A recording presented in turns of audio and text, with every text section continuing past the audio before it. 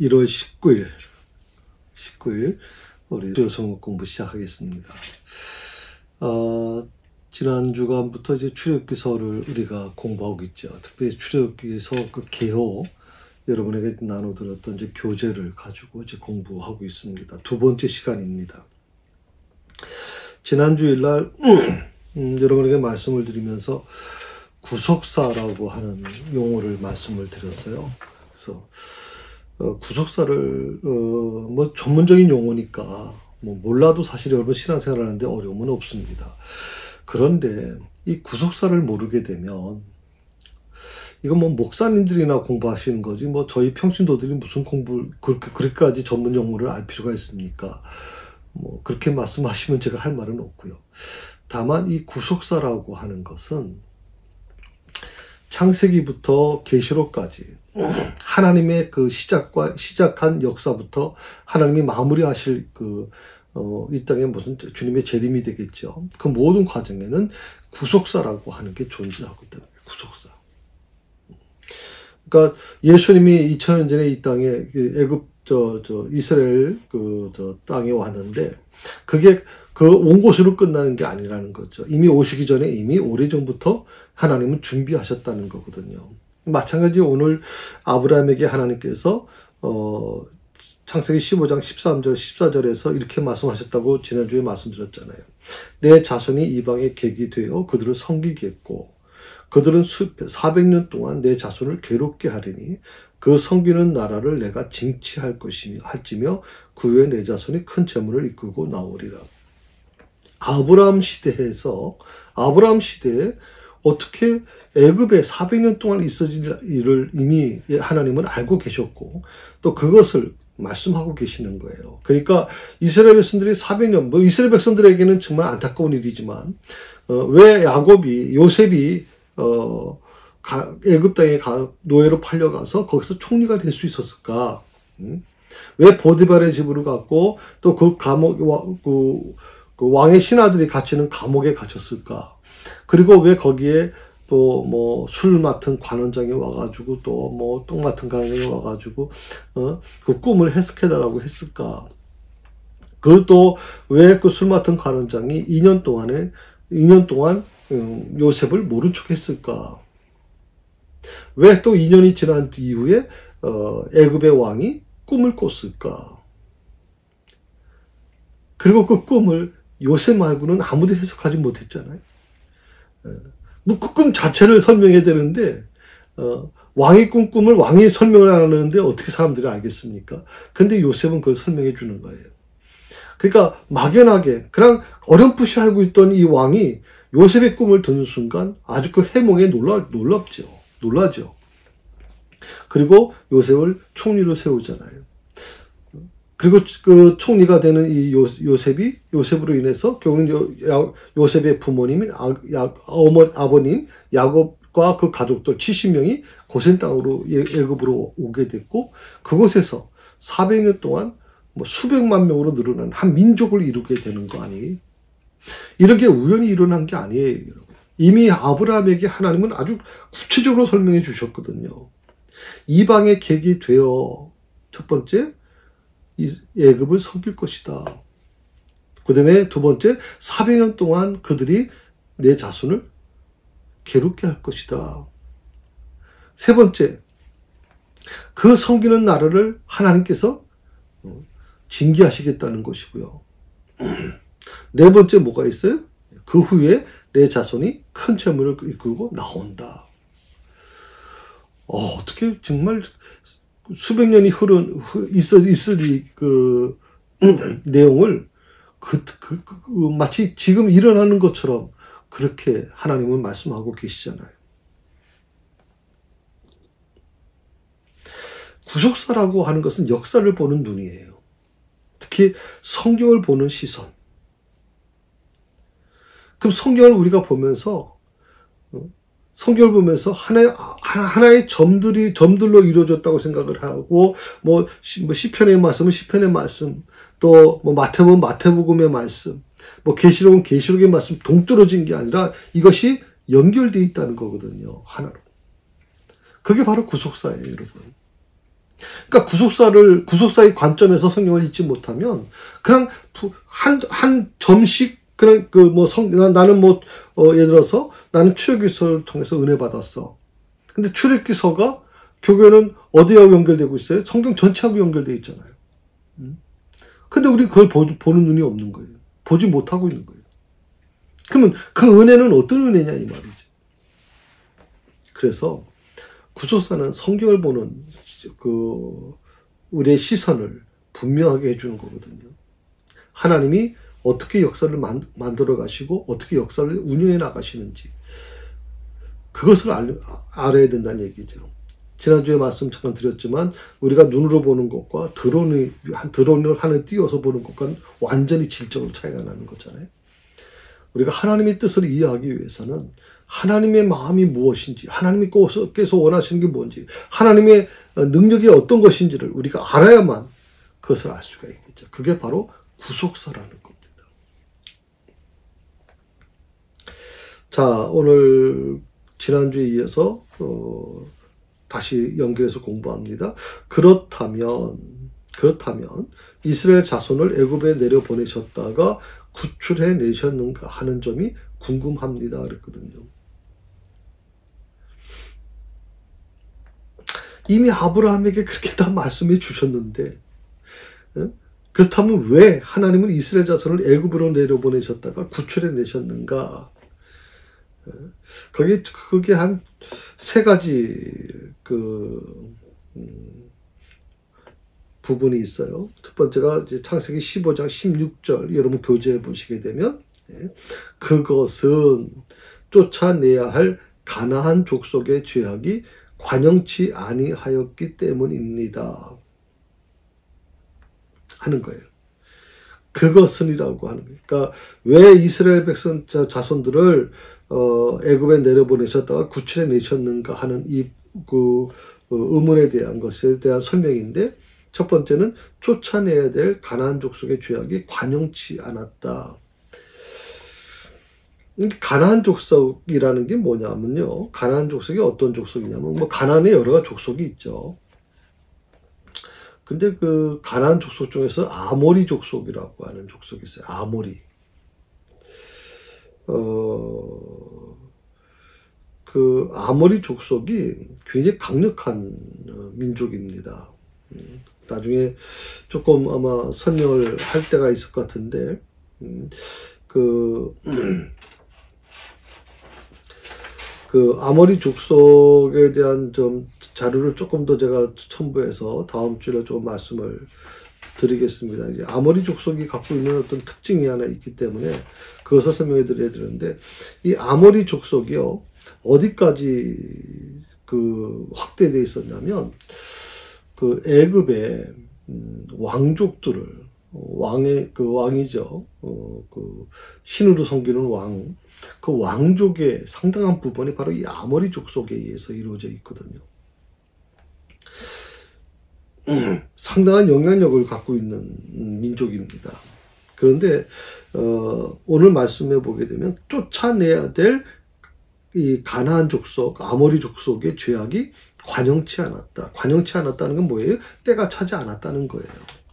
아직 하나님이 원하셨던 때가 차지 않았다. 그러니까 벌 받을 만큼 이르지 않았다, 아직.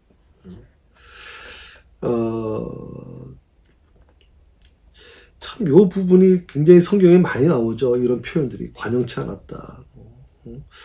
때가 차지 않았다는 게 많이 나오는데, 그러니까 하나님의 때라고 하는 거, 이 하나님의 때라고 하는 것을 우리가 어떻게 이해해야 될 것이냐. 우리는 우리 식대로 계산합니다.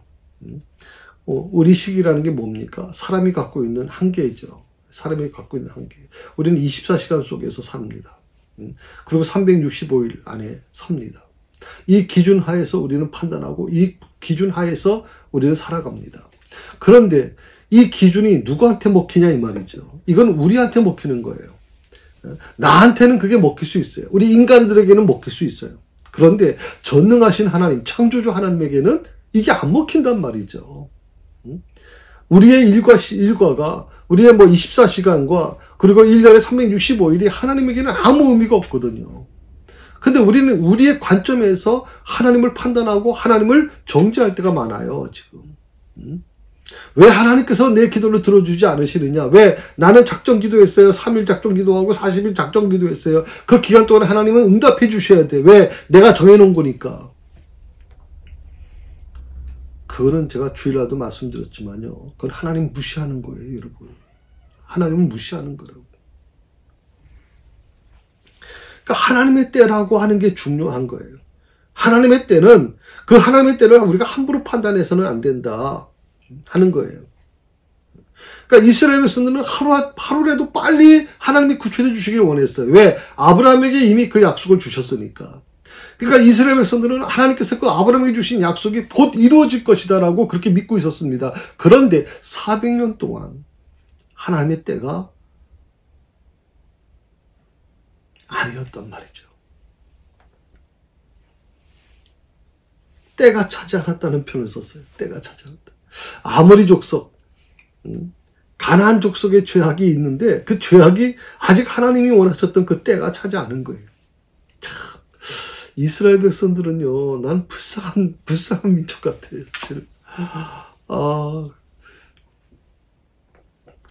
이스라엘 사람들 입장에서는 그럴 거 아니에요. 아무리 족속이 우리가 무슨 상관이 있는데, 아니, 하나님이 우리만 해결해 주시면 되는 거지. 왜 아무리 족속하고 연결시켜가지고 아무리 족속의 죄악이 관영치 않아서, 뭐 때가 차지 않아서 우리를 해방시켜 주지 않으신다. 어떻게 보면 참 기가 막힌 일이겠지만, 분명히 성경은 그렇게 얘기하고 있거든요. 두 번째로요. 왜 하나님은 이스라엘 자손을 애굽으로 내려보내셨을까 하는 거예요.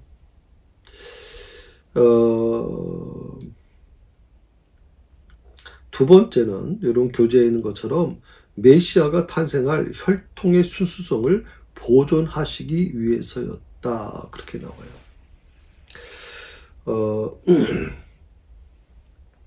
그러니까 소수의 무리로 가나안에 머물러 있다는 것은 혼합될 위험이 컸기 때문이다. 그러니까 원래는 아브라함에게 주신 말씀대로 뭐 시간을 단축시킬 수 있었어요. 하나님은 얼마든지. 아브라함과 이삭과 야곱을 통해서 좀 더 빠르게 그 가나안 땅을 갈 수 있게끔 하나님께서 원하셨으면 얼마든지 할 수 있었겠죠. 그런데 왜 그렇게 하지 않으시고 400년 동안을 애굽에 두셨는가라고 하는 거예요. 애굽에 두셨는가.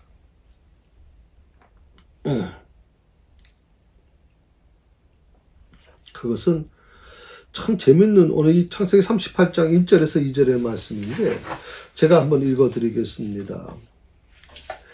개역 한글판인 내용인데 아니 현대인의 성격이라고 생각이 들었어요. 그 후에 유다는 형제들을 떠나 아둘람 사람 히라에게 가서 그와 함께 머물러 있었다. 거기서 유다는 가나안 사람 수아의 딸을 만나 그녀와 결혼하였다.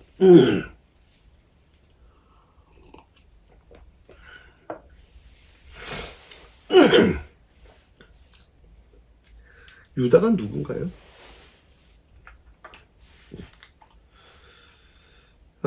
야곱의 아들입니다. 어떻게 보면 유다는 다른 어떤 형제들보다도 요셉을 살리려고 노력했던 사람이죠. 그리고 어떻게 보면 상당히 야곱의 자녀 중에서는 뭐 요셉이나 베냐민을 빼고 나서는 굉장히 조금 바람직한 사람이다라고 생각할 수 있어요. 그런데 오늘 38장 2절에 창세기 거기서 유다는 가나안 사람 수아의 딸을 만나 그녀와 결혼하였다고 나오거든요. 유다가 가나안 사람의 딸하고 결혼했다라고 하는 것은 굉장히 좀 충격적인 부분이죠. 왜냐하면 가나안 사람은요, 가나안이라고 하는 건 이스라엘 백성들에게 하나님께서 가나안을 조심하라고 했던 이유가 뭐냐면 가나안은 우상을 숭배하는 나라였거든요. 우상을 숭배하는 지역이에요. 그래서 하나님이 가장 이스라엘 백성들에게 경고시켰던 게 바로 그거예요. 이 가나안의 딸과 결혼하지 말라고 하는 거거든요. 그런데 놀랍게도 야곱의 아들 중에 가나안 딸 수아의 딸을 만나 결혼했다라고 하는 게 나오는 거예요. 그러니까 소수의 무리로 가나안에 머물게 되면 혼합될, 다시 말하면 이스라엘의 그 순수한 혈통이 가나안 사람들과의 그 결혼을 통해서 혼합될 위험이 너무 컸다는 거거든요. 그럴 위험이 있다는 거거든요. 이거는 어떻게 보면 굉장히 좀 중요한 부분인 것 같아요. 그래서 그 메시아가 탄생할 혈통의 순수성을 보존하시기 위해서였다.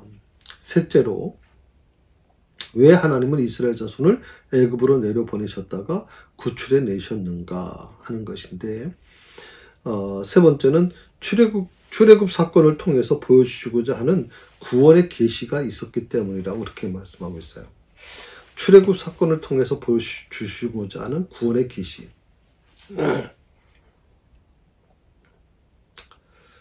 뭐 홍해 사건도 마찬가지죠. 예, 홍해 사건도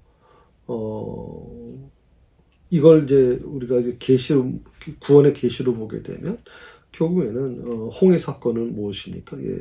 예수님의 십자가 사건하고 연결되죠. 그래서 또 바로의 군대가 쫓아오지 않았습니까? 바로의 군대가 그 홍해에서 다 매장되지 않습니까? 그러니까 예수님의 십자가를 통해서 사탄의 권세는 물론 짓밟히죠. 그리고 하나님의 사람, 죄에 눌려있던 사람들을 구원해 내시는 과정이 바로 홍해 사건과 연결되는 부분이죠. 또 출애굽기 사건에 만나 사건이 있지 않습니까? 그 만나 같은 경우에도 생명의 떡이라고 하는 표현을 쓰고 있죠. 그러니까 이런 부분이 바로 이 구원의 계시와 연결되어 있거든요. 저는 이걸 조금 더 첨부해 보면 하나님이 코로나 바이러스를 통해서 나에게 보여주시고자 하는 하나님의 구원 계시는 과연 뭘까 하는 겁니다. 이렇게 너무 비약적으로 제가 드리고 있는 것은 아닌지 모르겠습니다만은, 이스라엘 백성들이 출애굽 사건을 통해서 하나님이 보여주시고자 하는 구원의 계시가 있었다면, 저는 이 코로나를 통해서 나에게 보여주시고자 하는, 또 한국교회를 보여주시고자 하는, 또 새사랑교회에 보여주시고자 하는 하나님의 구원의 계시가 반드시 있을 거라고 생각해요. 그걸 찾으셔야 돼요. 근데 그걸 찾으셔야 되는데 그걸 찾지 않으시고 자꾸만 누구 탓, 어떤 세상 탓, 바이러스 탓, 코로나 탓, 정부 탓, 이 탓을 하게 되면 어려워지는 거죠. 이 코로나 바이러스를 통해, 팬데믹을 통해서 하나님은 우리 한국교회를 뭘 원하시는 것인가? 저는 하나님께서 체질 개선을 하고 계신다 생각했어요. 교회 안에 들어와 있는 이 기복신앙을 하나님께서 다 걷어내시려고 하는 것 같고, 과연 얼만큼 걷어낼 수 있을지는 모르겠습니다만, 하여튼 하나님께서 걷어내시려고 작정하신 것 같아요. 그리고 항상 우리는 예배를 소중히 여겼어요. 예배를 위해서 모든 걸 할 수 있다고 생각했어요. 그런데 여러분 성경 자세히 한번 읽어보세요. 하나님은 오히려 예배를 원하지 않는다고 말씀하시는 데가 있거든요. 제사를 원하지 않는다고 말씀하시거든요. 마음이 떠나 있는데, 마음은 다른 데가 있는데 예배 형식만 드린다고 해서 그 하나님이 그걸 원하시는 것인가 하는 거거든요. 전 그래서 이 부분이 우리 한국교회가 이 현장 예배를 위해서 목숨을 걸어야 된다, 별 얘기 다는 부분이 있지만, 전 솔직히 말씀을 좀 드리고 싶은 거는 뭐냐면, 이 코로나 과정을 통해서 과연 하나님께서 우리 한국교회에 뭘 원하시는 것일까? 또 우리 전 새사랑교회에 과연 하나님이 뭘 원하실까? 코로나를 통해서. 과연 하나님은 어떤 체질 개선을 지금 하기를 원하시는 것인가 하는 거예요. 우리 새사랑교회 홍해는 과연 무엇이고, 새사랑교회 만나는 과연 무엇일까? 그리고 구름 기둥과 불 기둥으로 인도해 주셨던 그 하나님의 보호하심은 우리 새사랑교회 어떤 모습인가? 저는 그래서 기대가 돼요. 하나님께서 이 새사랑교회를 만들어 가실, 그것이 이 코로나라고 하는 이 어려운 과정에서 하나님께서 이 어려운 중에서 이 새사랑교회 어떻게 만들어 가실까? 우리 성도들을 어떻게 만들어 가실까? 대체 그걸 꿈꾸고 그 구원의 계시를 바라보면서 사모하는 심정이 될 때 저는 굉장히 행복할 것 같아요. 아멘? 네, 그렇습니다.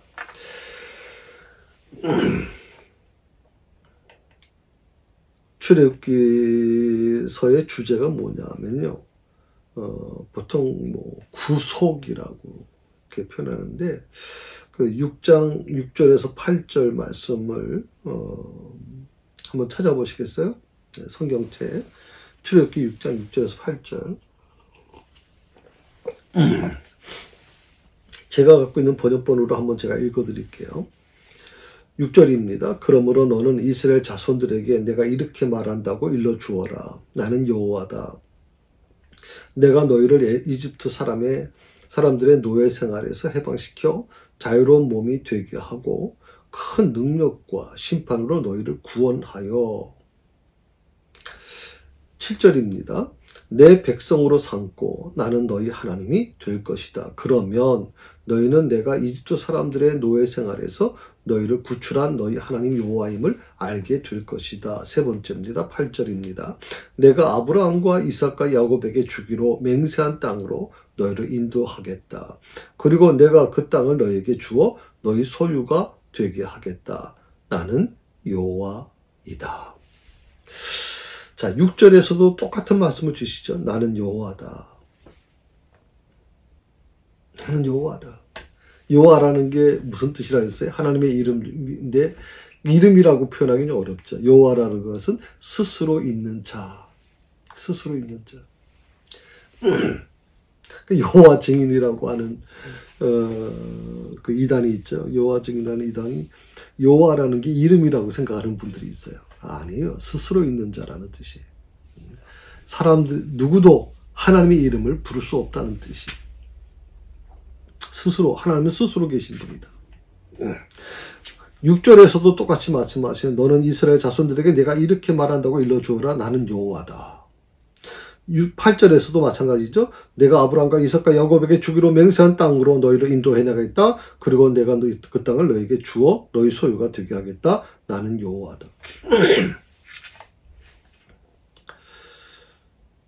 나는 여호와다라는 것을 계속 강조하시는 이유가 뭐예요?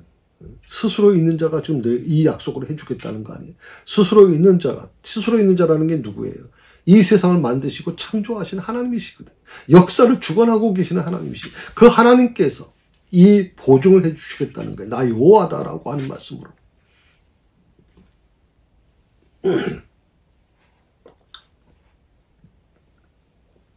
첫 번째 약속이 뭡니까? 내가 너희를 이집트 사람의 노예 생활에서 해방시켜 자유로운 몸이 되게 하고 큰 능력과 심판으로 너희를 구원하여 내겠다. 그러니까 이집트 사람들의 노예 생활에서 해방시켜서 자유로운 몸이 되게 해주겠다. 저 이것은 이제 구속사로 보게 되면 결국 사탄의 노예에서 우리를 해방시키기 위해서 예수님께서 결국 십자가를 지시게 되죠. 십자가에서 피 흘림을 통해서 우리가 자유로운 몸이 되지 않습니까? 그 대가가 존재하는 것이죠. 역시 이스라엘 백성들이 노예 생활에서 해방되기 위해서 결국 뭐가 존재합니까? 10번째 재앙 중에 하나가 뭐예요? 10번째 재앙이 뭐예요? 장자의 죽음이거든요. 장자의 죽음. 그리고 그것을 해방돼서 자유로운 몸이 되기 위해서 이스라엘 백성은 어떻게 했습니까? 어린 양의 피를 죽여서 피를 가지고 문서주에 바르게 되죠. 그래서 그 피를 바른 집은 넘어가게 된 거거든요. 잘 기억하셔야 되는 게 이스라엘 백성이기 때문에 이스라엘 선민이기 때문에 넘어간 게 아니에요, 여러분. 이건 굉장히 중요한, 좀 이따 다시 나중에 말씀을 드리지만 이건 이스라엘 사람이니까 넘어갔다? 아니요. 이건 잘못된 거예요. 이스라엘 사람도 죽은 사람이 있을 거예요. 왜? 문서주에 피를 안 바른 사람은 이스라엘 사람이라도 죽었어요, 여러분. 그런데 애굽 사람이라 할지라도 이집트 사람이라 할지라도 내 옆에 있는 이스라엘 사람이 지금 어린 양의 피를 가지고 바르고 있어. 그 피 아마 그렇게 얘기하지 않겠습니까? 그 피를 나도 좀 빌려주세요. 어떻게 하면 되겠습니까? 당신 보니까 당신은 진실된 하나님을 믿는데 나도 그 하나님을 따르고 싶은데 어떻게 하면 좋을까요? 그러면 그 옆에 살던 이스라엘 사람들이 얘기해 줄 거 아니에요. 어린 양으로 해서 피를 바르라. 그러면 죽음의 천사가 넘어간다. 약속하셨습니다. 하나님이. 그래요? 그런 일이 있었군요. 그래가지고 이집트 사람인데도 불구하고 놀랍게도 그 무소죄에 피를 발랐어요. 이스라엘 사람들처럼 선민도 아니에요. 하나님을 절대적으로 믿는 것도 아니에요. 그래도 불구하고 그 피를 바른 애굽의 사람, 이집트 사람의 집에는 죽음의 천사가 넘어갔단 말이죠. 피를 바른 것이 그들을 살린 것이지 이스라엘 민족이기 때문에 살린 게 아니에요, 여러분. 이걸 똑바로 알아야 돼, 우리가 지금. 똑바로 알아야 된다.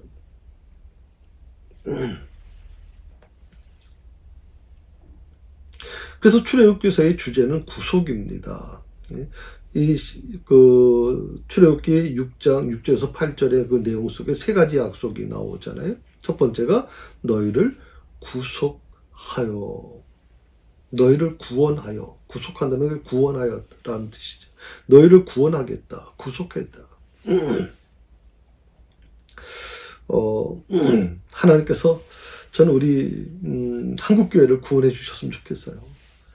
저희 새사랑교회를 좀 구원해 주시면 좋겠어요. 정말 이스라엘 백성들이 애굽의 그 노예 생활에서 해방시켜서 자유로운 몸이 되게 하신 것처럼 우리에게 박혀있는 답답함이 있잖아요. 이 처항이라고 하는 곳에서 우리가 한계에 느끼는 점이 많잖아요. 목회자인 저도 한계점이 느껴져요. 제가 참 마음이 한동안 좀 힘들었던 게 있어요.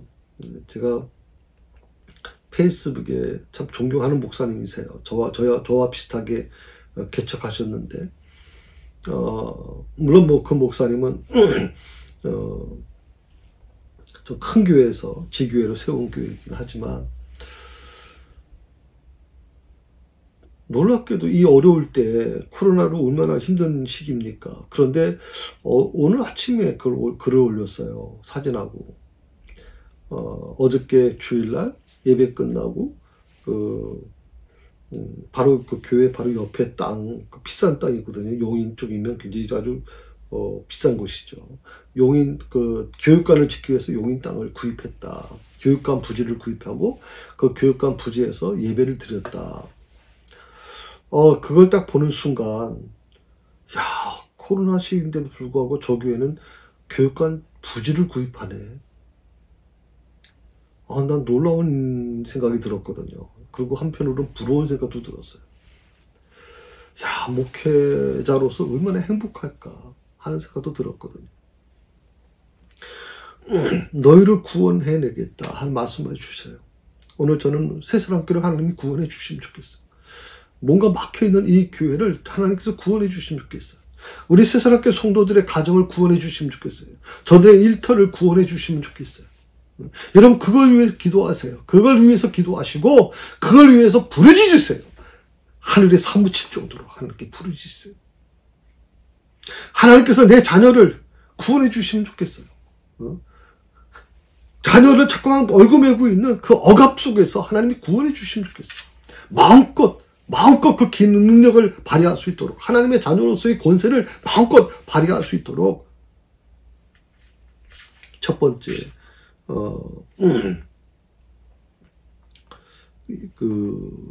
이유입니다.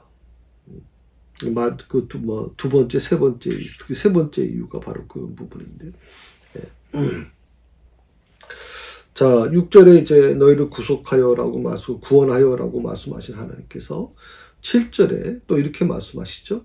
그 구속한 너희를 어떻게 하겠다 그랬어요? 내 백성으로 삼고 나는 너희 하나님이 될 것이다. 너희를 구속하여 내 백성으로 삼을 것이다. 누구를? 너희를. 지지리도 말 안 듣는 백성이죠. 이스라엘 백성들 참 지지리도 말 안 듣습니다. 지지리도. 하나님께서 어떻게 쓰면 이스라엘 백성들을 내가 선민으로 세운 것을 후회한다고까지 얘기했습니까? 그리고 이 땅에서 모세에게 이렇게 말씀하잖아요. 이스라엘 민족을 이 땅에서 없애버리고 새로운 민족으로 하여금 하나님의 뜻을 이루겠다고 말씀하시잖아요. 자, 너희를 구원하고 너희를 구속하여서 하나님의 백성으로 삼는다. 참 그럴 자격이 제가 있는지 모르겠어요. 내가 하나님의 자녀가 되는, 사실 어떻게 보면 내가 할 수 있는 게 뭐가 있겠습니까? 내가 하나님의 자녀가 되는 권세를 누릴 수 있는 게 없잖아요. 오직 예수님의 십자가, 예수님의 보혈로 그게 가능한 거거든요. 그래서 좀 사도 바울은 그걸 선물이라고 했어요. 선물. 내 힘으로는 할 수 없는 거예요. 내 능력으로는 할 수가 없고 죽었다 깨어나도 못해요. 그런데 사도 바울은 그게 바로 선물이라고 했어요. 하나님께서. 당신의 외아들 예수 그리스도를 십자가에서 못 박으시면서 완전히 물 한 방울 피 한 방울 다 흘리시면서까지 그래서 구원해내신, 그 구원이 얼마나 소중한 것이냐고 사도 바울은 막 울부짖는 거예요. 그 구원이 얼마나 소중한 것이냐. 세상의 것과 비교할 수가 없잖아요. 세상의 것과 바꿔서는 안 되는 거죠. 이 세상의 것과. 그런데 성도 여러분, 왜 신앙을 물질과 바꾸려고 하십니까? 대체 왜 신앙을 즐거움과 바꾸려고 하십니까? 쾌락과 바꾸시려고 하십니까? 대체.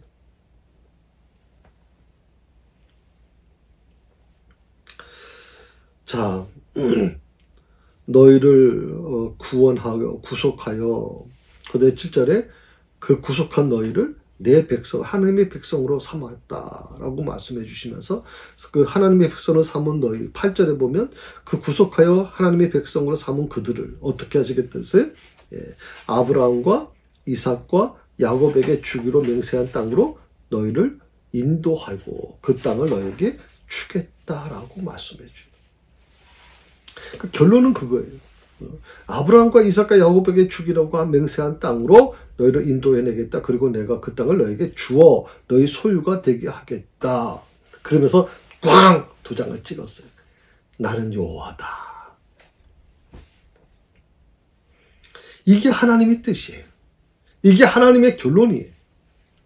근데 우리는 그 과정에서 멈칫거리는 거예요. 과정에서.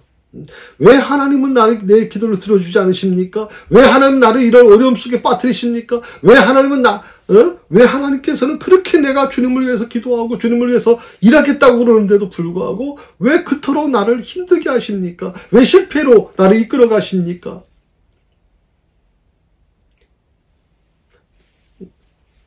다른 사람 앞에서요, 부끄러워서 말도 못하겠어요, 지금. 내가 얼마나 하나님을 사랑하는지 아시잖아요. 그런데 왜 나를 버려두십니까? 바로 그 부분이에요. 그런데 오늘 하나님께서는 놀라운 말씀을 하시는 거예요. 6장 6절에서 8절에서 내가 너를 구속하였다. 내가 너를 구원하였다. 그 구원한 너희를 내 백성으로 삼았다. 그리고 내 백성으로 삼은 너희를 아브라함과 이삭과 야곱에게 주리라고 하는 그 땅, 약속의 땅, 맹세한 땅으로 너를 인도해 주겠다. 그리고 그 땅을 너에게 주겠다. 너희 소유가 되게 해주겠다. 그러면서 꽝 도장 찍어서 나는 여호와다. 할렐루야. 이게 하나님의 약속이에요. 이게 출애굽기서를 통해서 우리에게 주시는 메시지예요. 난 너무나 감동적이거든요. 이 구원한다, 구속이라고 하는 말은요, 노예로 팔려간 자를 값을 대신해서 지불하고 구해주는 것이다 라고 하는 뜻이에요. 그걸 다른 말로 하면 속량한다는 말을 써요. 속량한다. 자, 이 다 같은 말인데 비슷한 말이에요. 구속한다, 또 구원한다, 속량한다. 다 비슷한 말인데 조금 더 이제 이해가 빠른 건 이제 속량한다는 뜻은 뭐냐면 이제 비슷한 뜻이죠. 예. 노예로 팔려갔어요. 노예로 팔려갔다는 건 뭐예요? 뭐 요셉 같은 경우도 돈을 주고 산 거 아닙니까? 그러니까 그 지불한 돈만큼 노예로 이제 자유를 뺏긴 거죠. 그런 노예로 팔려간 자를 값을 대신 지불해 주는 겁니다. 뭐 예를 들어서 은 30에 샀다. 그러면 내가 대신 은 30을 주는 겁니다. 상대방이 나는 은 30에 저 친구 샀어요. 그런데 나는 은 30에는 안 팔겠습니다. 40 주세요. 그러면 40 주고 사는 거 아닙니까? 그러면 그 노예는 이제 신분이 바뀌어지는 거란 말이죠. 마찬가지입니다. 오늘 주님께서 값을 대신 지불하고 우리를 구해주신 거거든요. 어디서? 십자가 위에서.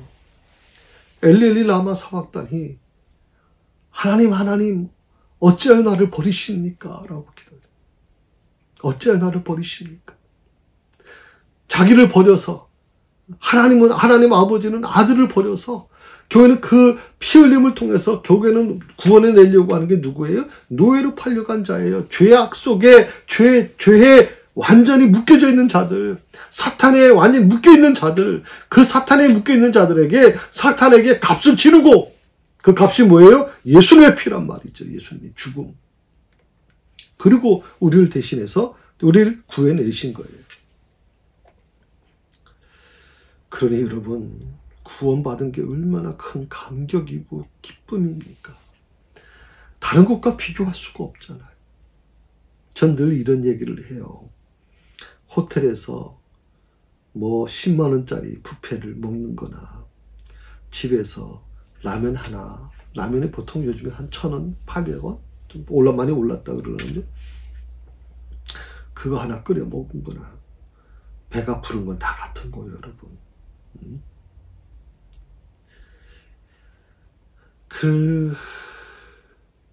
이 구원이라고 하는 개념을 우리가 잘 이해 못하면요, 감격이 사라져요. 예수 믿어도 그냥 몸이 건조해져요. 자, 지금 이스라엘 자손은 어떤 상태입니까? 바로의 노예입니다. 바로의 노예가 된다는 건 뭐예요? 노예 신분은 무거운 짐을 운반하는 거예요. 저도 한번 영화, 그 10개의 영화를 보면서도 정말 피라미드 만들기 위해서 대단하죠. 정말 그 무거운 짐, 그 돌들이 어디서 왔는지 모르겠어요. 여러분 아시는 것처럼 피라미드는 또 사막에 세워지지 않습니까? 그런데 사막에 무슨 돌이 어디 있어요? 그럼 그 돌을 깎아서, 돌을 굴러서, 거의 사막까지, 거의 목적지까지 오는 과정이 얼마나 힘든 과정이겠습니까? 그 수백만 명의 노예들이, 거기에 매달려가지고 수많은 무거운 짐을 운반하고, 그리고 고역에 시달리고 있다, 이 말이거든요. 그런 이스라엘 백성들을 구속하여, 구원하여 하나님의 백성으로 삼으셨다라고 하는 것이고, 그리고 그들을 가나안 땅으로 인도해 주시겠다는 겁니다. 이거 3단계 기억하세요. 이 구속사라는 거예요. 그들을 구속하여, 구원하여 하나님의 백성으로 삼으시고, 하나님의 백성 삼으신 그들을 가나안 땅으로 인도해 가신다. 하나님 자녀가 되기 전에 내 모습은요, 어쩌면 이 바로의 노예였던 이스라엘 백성들의 모습과 너무 닮았죠. 그런 모습일 거라고 생각해요. 무거운 짐을 지고 수고하고 고역이죠. 일주일 내내 정말 직장 다니시고 또 자영업 하시는 분들은 또 일터에서 정말 돈 벌기 정신이 없었죠. 바쁘죠. 뭘 위해서 그렇게 하십니까? 뭘 위해서 그렇게까지 몸 건강 해치면서까지 하십니까? 그러면 대부분 부모님들은 그래요. 자식을 위해서 그럽니다. 자식이 좀 더 편안하게 살게 하기 위해서. 그동안 그렇게 하는 동안 어떻게 돼요? 부모는 다 몸이 망가져 버려요. 우리 윤순자 권사님 장례를 치르면서요, 지지난 주일이죠. 저희 교회, 새사랑교회 예배에 참석하셨지 않습니까? 자녀들이. 근데 자녀들이 정말 부모를 사랑하는 마음이 얼마나 큰지. 그리고, 우리 윤순자 권사님이 정말 자녀들을 사랑했거든요. 정말 자녀들을 너무나도 사랑했습니다. 한 번도 나는 자녀들에 대한 불평불만 하는 거 별로 본 적이 없어요. 그만큼 자식들에 대한 아주 자부심을 갖고 있고 굉장히 사랑을 했던 분입니다. 어떻게 보면 자식을 위한다라고 하는 거, 이게 우리 인간이 갖고 있는 본성이겠지만, 그러나 자기 몸 망가지면서까지 자식을 위하는 부모, 그러면 자식들이 그만큼 병든 부모를 돌봐주느냐. 저는 그래도 우리 윤 권사님 자녀들은 최선을 다했다고 생각을 해요. 정말 제가 봐도 최선을 다했거든요.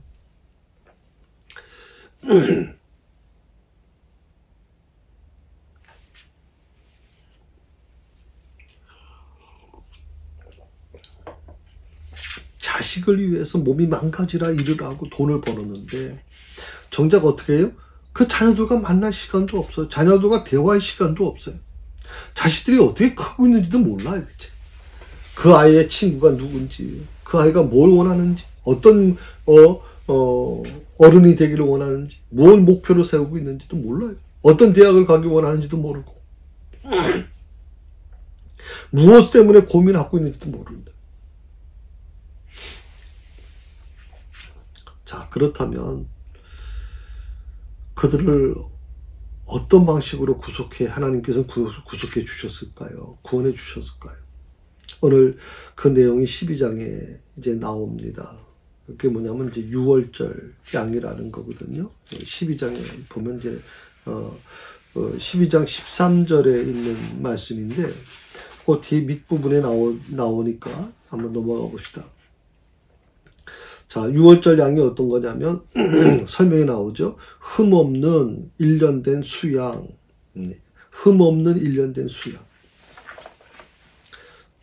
뭐 상처난 것이 없고 뭐 절뚝거리지도 않고 아주 흠없는 1년 된 수양. 그걸 취해서 간직하여 두었다가 라고 얘기를 해요. 간직해 두었다가. 첫 번째입니다. 6월절 양은 바로 그거예요. 두 번째는 해질 때에 이스라엘 회중이 그 양을 잡고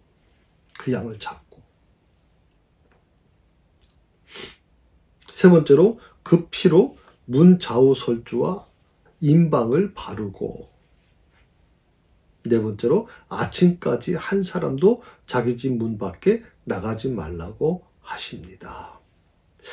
자, 하나님께서 이스라엘 백성들을 구원해 나가는 방식이 바로 이거예요. 6월절 양. 어떻게 보면 이 흠없는 1년 된 수양은요, 이유도 잘 모른 채로 그런 희생이에요. 그 희생의 대가로 어떻게 됩니까? 예, 이스라엘 백성들이 살아요. 수백만 명이 죽음에서부터 살아나요. 지난주도 잠깐 말씀드렸지만 이것은 이스라엘 백성들이 선민이기 때문에 살았다기보다는 그 6월절 어린 양의 피로 문 좌우 설주와 임방을 발랐기 때문에 그리고 아침까지 한 사람도 자기 집 문 밖으로 나가지 않았기 때문에 그들이 살았던 거죠. 만약 이것 중에 하나라도 어겼다면 이스라엘 백성이라 할지라도 선택된 민족이라 할지라도 그들은 죽음을 피할 수 없었을 것입니다.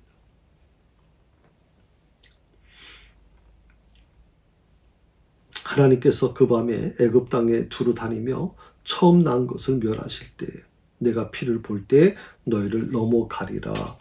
12장 13절에 나온 그렇게 맞거든요. 조금 더 제가 좀 읽어드릴게요. 제가 읽어드리는 건 지금 현대인의 성경입니다.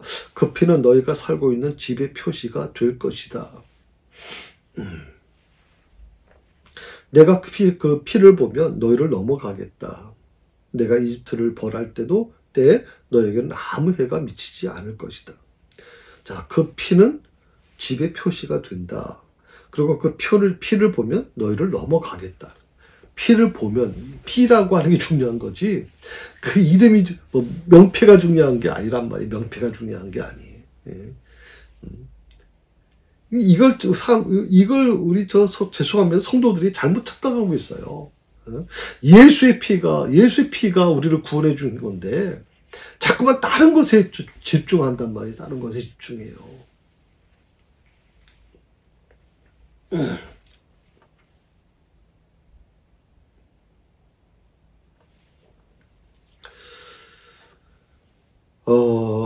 죽음의 천사들이 문 임방과 좌우 설주에 피가 낭자하게 뿌려진 집에 당도하게 되죠. 그 피를 보고 이 집은 벌써 해치웠군. 또 들어갈 필요가 있는가 하고 넘어갔던 것이다. 그렇게 그랬는지 잘 모르겠고. 이 교재를, 만드신 분이 조금 좀 개인적인 어떤 설명을 하신 것 같은데, 그 피를 보고 넘어갔다.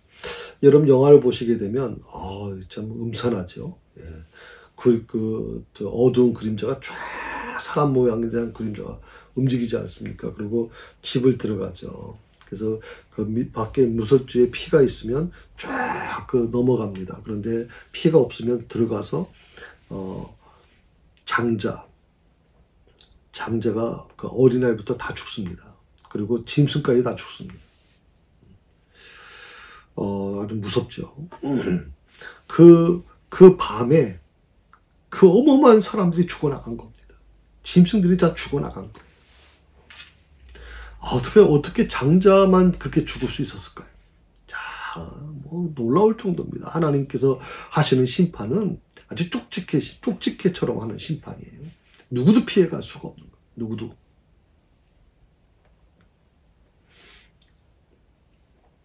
명심할 것은요, 이스라엘 집에서도 죽임은 당했다는 사실입니다. 다만 죄 없는 어린 양이 대신 죽어서 피를 흘렸을 뿐입니다.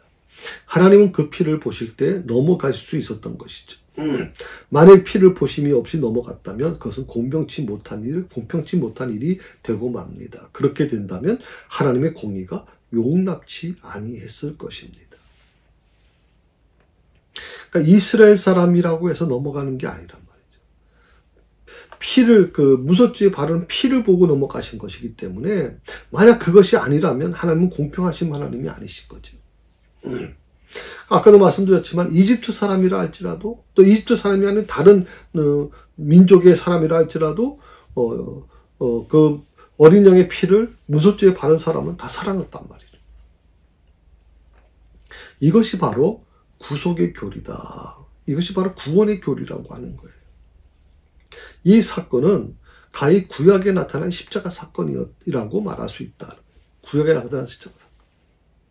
오늘 이 피를 보고 넘어가는 것처럼 오늘 예수님의 피를 통해서 예수님의 그 십자가 보혈의 피를 통해서 전 인류가 구원을 받습니다.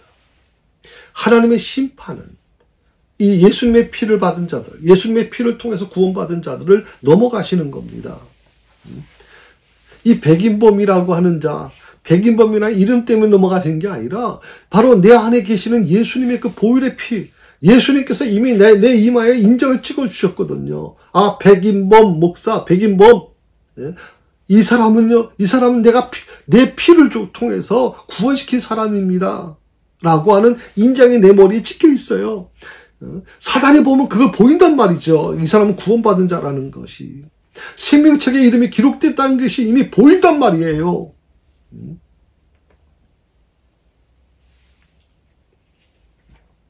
이스라엘 백성이 애굽에서 구출될 수 있었던 것은요, 전적으로 어린 양의 피에 있었던 것이지 다른 어떤 공로에 있었던 게 아니에요. 노력에 있었던 게 아니란 말이죠. 이는 하나님의 어린 양 되시는 예수 그리스도로 말미암아 우리를 구속하실 모형으로 제시되었던 것입니다. 모형. 그리고 이를 계시하여 주신 것이 바로 출애굽 사건이다. 그러니까 출애굽과 예수의 십자가가 무슨 연관이냐. 많은 사람들이 이런 생각을 안 해봤을 거예요. 출애굽기서를 읽으시면서 출애굽기서가 예수님의 십자가 사건과 연결된 구속사적인 연결되는 곳이다라고. 출애굽기서는 마치 예수님의 십자가 사건이 거기에 동시에 이루어지고 있다는 것을 알고 성경 읽은 사람이 많지 않아요. 그런데 사실 출애굽기서와 예수님의 십자가 사건은 그대로 연결되어 있거든요. 그 마음을 가지고 만약 여러분이 예수의 십자가 사건은 요한복음을 우리가 지난주에 공부했으니까 지난번에 그 예수님의 십자가 사건의 그 부분, 예수님의 십자가 그 의미를 가지고 출애굽기 사건과 연결시켜서 보시게 되면 그 은혜는 아마 몇 배로 우리 마음에 감동으로 와 닿을 거예요. 출애굽기서와 예수님의 십자가 사건에는 어마어마한 시간이 갭이 있어요. 역사의 차이가 어마어마해요. 도저히 이거는 역사적으로 우리 세상에서 말하는 역사학자들은요, 또 뭐 과학자들은 죽었다 깨나도, 고고학자들은 죽었다 깨나도, 지질학자들은 죽었다 깨나도 불가능하다고 얘기할 거예요. 그런데 이 출애굽기서와 수천 년이 지나가는 십자가 사건이 같은 것이다라고 얘기한다면, 이런 일이 존재할 수 있을까? 이게 신앙만이 받아들일 수 있는 거 아니에요? 이거 신앙만이.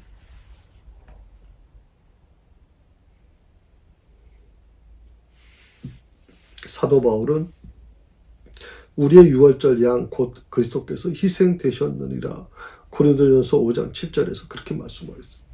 유월절 양, 그거를 사도 바울은 어떻게 연결시켰어요? 그리스도께서 희생된 십자가 사건, 십자가에서 흘리신 예수님의 보혈의 피를 유월절 양으로 표현했어요. 그러니까 이스라엘을 구속하신, 이스라엘을 구원하신 목적이 뭐냐? 너희로 내 백성을 삼기를 원한다라고 하는 거예요. 6장 7절에 있는 말씀처럼. 너희로 내 백성을 삼고 나는 너희 하나님이 될 것이다 라고 얘기하는 거예요. 그러니까 하나님의 백성으로 삼으시기 위해서 구원해 내셨다는 거예요. 하나님의 백성으로 삼으시기 위해서. 이건 굉장히 저는 중요하다고 생각을 해요. 왜냐하면 나는요, 하나님께서 우리 하나님에 대한 우리 믿음이 액세서리가 되면 안 된다고 생각하는 게 바로 이 점이에요. 나를 위해서 하나님은 과감하게 자기의 외아들 예수 그리스도를 이 땅에 보내셔서 십자가에서 처절하게 유월절 어린 양이 되게 만드셨어요. 그래서 나를 구원했어요. 유월절 어린 양이 죽음으로 인해서 이스라엘 백성들 수백만 명이 살아남았어요, 여러분. 그래서 이스라엘 백성들에게 이 유월절 양은요, 자기 생명을 살려주는 아주 귀한 도구예요. 예수의 십자가 사건은 우리에게는 정말 없어서는 안 되는, 그거 없이는 우리는 아직도 사탄의 노예가 되어 있었을 것이고, 사탄의 포로가 되어 있어서 아무것도 우리는 할 수 없었을 거예요. 그런데 예수님께서 십자가 위에서 다 이루었다라고 말씀하시면서 사탄의 모든 권세를 무너뜨려 버리셨죠. 그리고 우리를 포로에서 해방시켜 주신 겁니다. 하나님의 백성 삼으시기 위해서. 그러므로 나는 누구의 자녀예요? 하나님의 자녀예요. 요새 뭐 국회의원 자녀만 돼도 막 기가 차라가지고 움직이는데, 재벌 자녀들 같은 경우에는 정말 돈을 씀씀이가 상상을 초월할 정도인데, 이따금 보면 외제차 타고 다니는 젊은 아이들 보면 참 부모 잘 만나서 저렇게 하는구나라고 생각을 하지만, 나는 누구의 자녀예요? 내가 차를 살 돈도 없고, 내가 무슨 그렇다고 해서 좋은 집에 살 능력도 안 되지만, 난 누구의 자녀예요? 예, 하나님의 자녀예요. 하나님의 자녀.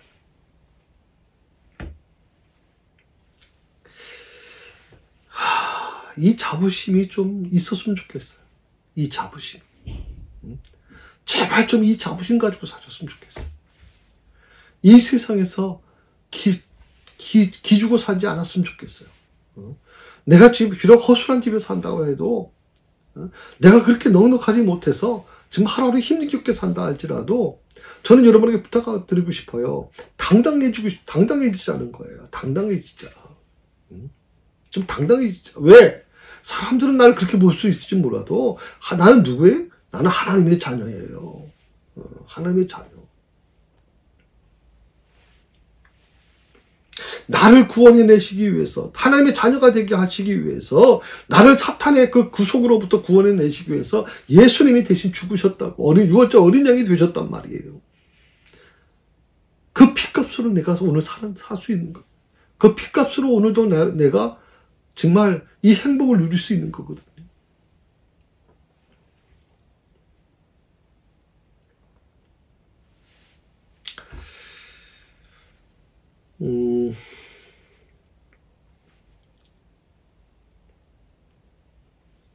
(6장에) 나타난 그들에 대한 칭호를 주목해 보아야만 합니다. 그들을 이렇게 설명해 주죠. 그들은 본래 이스라엘 자손이었습니다. 6장 5절에 보면 이렇게 나오죠. 그런데 나는 이집트 사람들이 종으로 삼은 이스라엘 사람들의 신음소리를 듣고 내 계약을 기억하였다. 이스라엘 사람들의 신음소리. 그러니까 그들은 이스라엘 자손들이에요.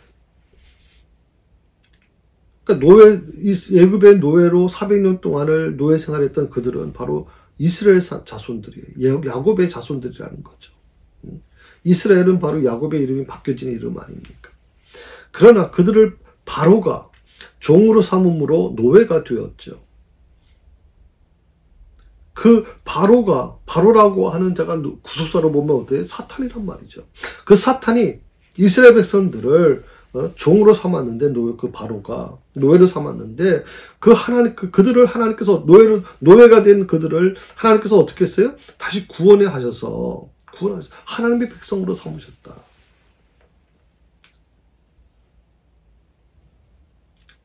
모세는 홍해를 건넌 후에 15장 13절에서 이렇게 찬양하고 있어요. 주께서 그 구속하신 백성을 은혜로 인도하시되 주의 힘으로 그들을 주의 성결한 초소에 들어가게 하시나이다. 이걸 현대내 성경 번역으로 다시 읽어드릴게요. 주께서는 구원하신 백성을 주의 자비로 인도하시고 주의 힘으로 그들을 주의 거룩한 땅으로 들어가게 하실 것입니다.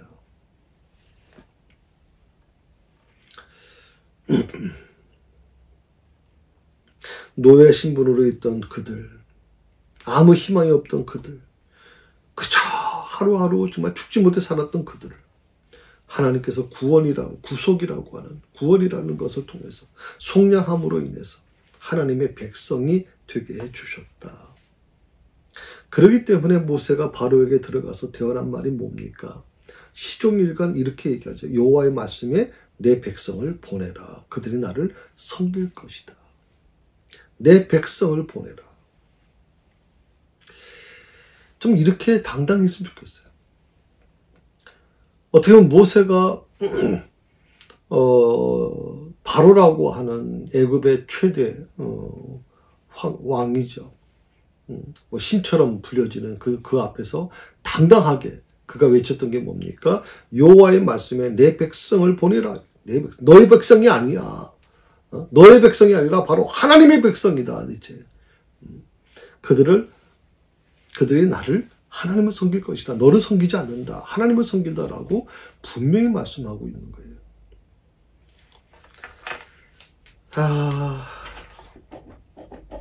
벌써 시간이 다 됐네요. 예.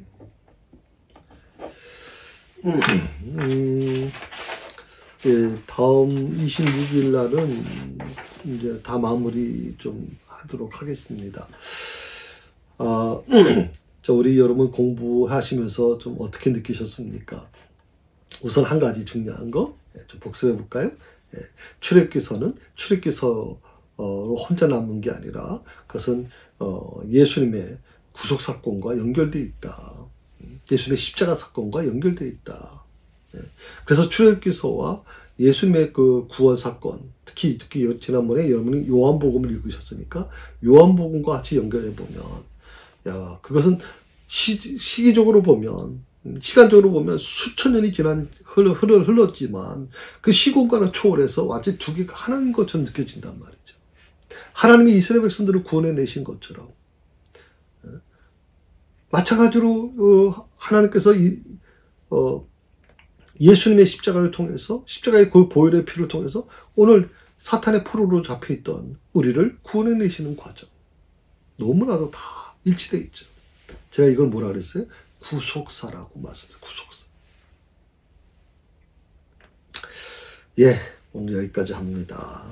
오늘 여러분 교재 다시 한번 좀 읽어보시면서 이 말씀을 여러분 것으로 받아들이십시오. 그리고 제가 지금까지 말씀드린 것처럼 좀 당당해지십시다. 네. 뭐 세상의 것이 없으면 어떻습니까? 네. 우리는 하나님의 자녀인데, 천국 백성들인데, 저 사탄의 포로가 돼 있는 자들하고 어떻게 비교가 되겠습니까? 그러므로 좀 당당하게 살자는 겁니다. 물질 좀 없으면 어떡합니까? 그 물질 없다고 그냥 기죽어 살지 않았으면 좋겠다 생각이 들어요. 그래서 항상 하나님이 함께 하시는 그 은혜를 우리 모두가 누릴 수 있기를 바랍니다. 기도하십시다. 하나님 아버지 감사합니다. 오늘 이 말씀을 통해서 큰 도전을 받았습니다. 하나님께서는 이스라엘 백성들을 구속하기 위해서 어린 양의 그 피가 필요했고 그 피를 통해서 이스라엘 백성들이 구원을 받았습니다. 근데 이스라엘 사람이라고 선민이라고 선택받은 거 아닙니다. 누구나 그 무섭지에 어린 양의 피를 바른 자는 믿음이 있던 없던 간에. 다만 옆 사람이 바르니까 나도 덩달아 발랐던 피가, 그 피를 바른 집은 다 넘어갔다는 말이죠. 다 살아날 수 있었단 말입니다. 하나님, 저는 우리 믿음을 좀 다시 한번 점검해 봤으면 좋겠습니다. 누가 믿음이 있다 없다는 걸 판단할 수 있겠습니까? 덩달아 이스라엘 민족도 아니고 애굽 사람인데도 불구하고 이스라엘 사람은, 친한 이스라엘 사람을 따라서 했더니 그 집에는 우환이 일어나지 않았다는 것을 보면, 죽음의 천사가 넘어가는 것을 보면서 그 애굽 사람은 어떤 마음을 가지고 있었을까요? 그런 하나님을 제대로 믿는 사람이 아닌데도 불구하고 구원을 받았는데, 주여 겸손해지게 하옵소서.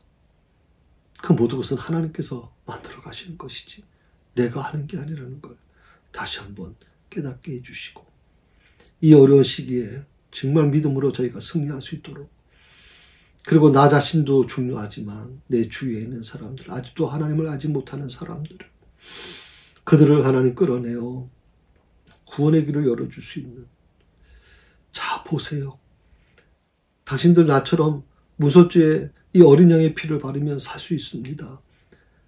그 말을 이 애굽 사람 주변 사람들에게 전할 수 있는 그런 믿음의 입술이 되게 하여 주시옵소서. 감사하며 예수님의 이름으로